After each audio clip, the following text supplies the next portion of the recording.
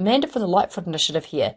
It's that time. Submissions are due for the Council's 10-year plan, and this short video tells you what you need to know about the money being spent on active travel. We want you to listen because even if you don't really care that much about active travel, we think you want your money going somewhere where it will make a difference. So, options. Do nothing, stop the video now, 30 seconds wasted, but I mean, come on, this is your cash that's being spent. So, option 2, stop now but email us, info@lightfoot.org.nz to add your name to our submission. Send it in to us before this Friday, 16th of April. Or stick with the video for another few minutes so you can then fill in the brief form and complete your own submission. The thinking and intent behind the proposals in the 10-year plan, or the TYP as we like to call it, are good. Well done, QLDC. We appreciate how damned hard it is to make something on this scale and to try and get the community on board. All over these docs is the message that active travel has to happen. It's essential to reduce pressure on the roads in the CBD and Ladies Mile, amongst others, due to predicted population increase. All over their docs is this need for a 40% mode shift.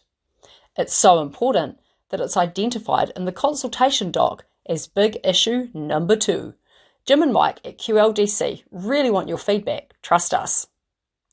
The consultation doc outlines 2 options. Number 1 is complete the upgrades to ensure cool runnings for public transport. This will cost around 42 mil, with half of that coming from Waka Kotahi, NZTA. It seems the council are concerned those bucks won't come in, so option 2, take the 42 mil, which might be only 21 mil with no NZTA subsidy, and divert the funds into other aspects of the active travel planning. By the way, Volume 1 of the TYP doc outlines all these costs in detail from page 120 onwards. This second option will send much needed cash towards the initiatives for the active travel network that are outlined in the Wakatipu Active Travel Network business case. So we're voting for option 2, but it's not quite as simple as that. We need to redirect funding, but also there's some stuff on the list that needs further scrutiny. More thought is needed. 31 million bucks for a parking building that even the consultants suggested wasn't a preferred option. A continued lack of cycle parking infrastructure, despite almost every doc we've read stating that this is essential to help mode shift. Nearly $4 million on a park and ride facility that will only provide 200 car parks and the local residents probably won't even bother to use. And then there's several items on the list that even we can't figure out. Okay, the famous Boundary Street car park that no one knows about. You know the current car park next to the library in town and the rec ground. It's a 5-minute walk to town, parking is cheap as chips. The new car parking building was originally supposed to be completed by June 2020, according to the last 10-year plan, but consent was only lodged mid-last year. An indicative business case was done in 2017 about parking in Queenstown, because there's evidence that parking is viewed as a problem for both visitors and residents. Everyone knows that. Plot spoiler, the business case recommended a bunch of soft initiatives to reshape people's use of transport and reduce pressure on parking. This included more investment in active transport. Hang on, back to that timeline. If, and I repeat, if a parking building was to be developed, they recommended it go out to the private sector. QLDC ran with this idea and put a tender out to the private sector, but seemingly no one was keen. So then, lo and behold, consent is lodged for the building by QLDC. But, oh crap, wow, the cost of it's doubled in just 3 years from 15 mil to 31 mil. What the? So, yes, parking is a problem, but it doesn't stop visitors coming to Queenstown. And the reason locals don't really go into town isn't because of the parking. It's because most of what we need is now in Frankton. Plus, considering private vehicle use is one of the main causes of global warming, isn't it a little 20th century to be building a car parking building? Oh yeah, and haven't we recently declared a climate crisis in Queenstown Lakes? Are car parking buildings really going to help with that? We suggest that the 30 mil could be evenly split. Half sent over the hill to Wanaka. Did you know the active travel network development has stalled? And that's a town where people are really committed to using the network. If you build it, they will come.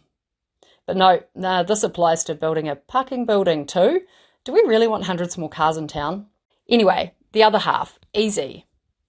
Number 2, redirect, partially funds initiatives to get tourists out of rental cars until they're ready to leave town and actually need them.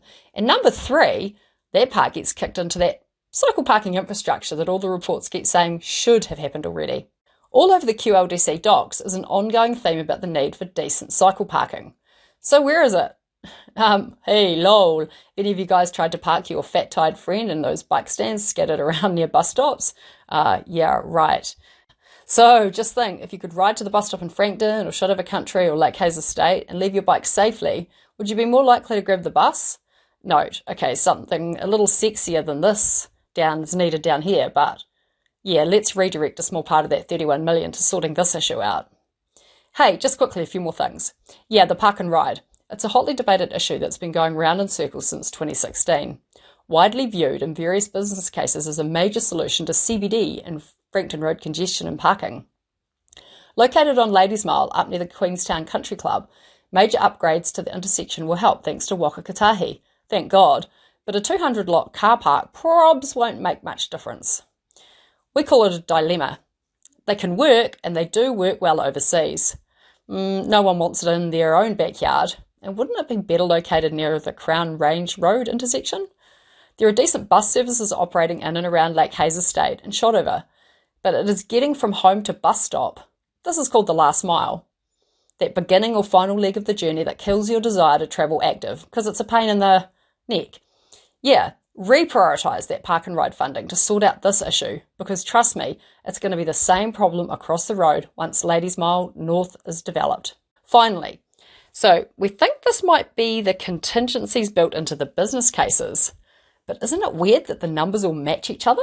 Why can't we find any actual information about these things? We're happy for this 23 million to be spent. We'd just like to know where it's actually going. Okay, thanks for listening. Making a submission takes only a few minutes. We don't care if you agree with us. We just want you to have your say. So go right now and fill in the form. And remember, follow us at Lightfoot Initiative on Facebook for more updates like this. Keeping it real in QT.